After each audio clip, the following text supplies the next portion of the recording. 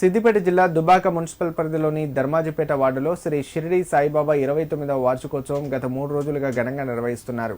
ఈ నెల 18న గణపతి పూజతో ప్రారంభమైన వార్షికోత్సవ కార్యక్రమాలు చివరి రోజు 54 జంటలతో హోమం, 108 మంది ముత్తైదులతో కుంకుమార్చన కార్యక్రమాలు నిర్వహించారు.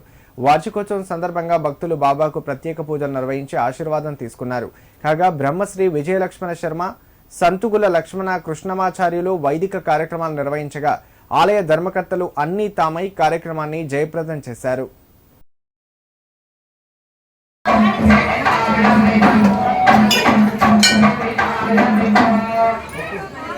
Oh,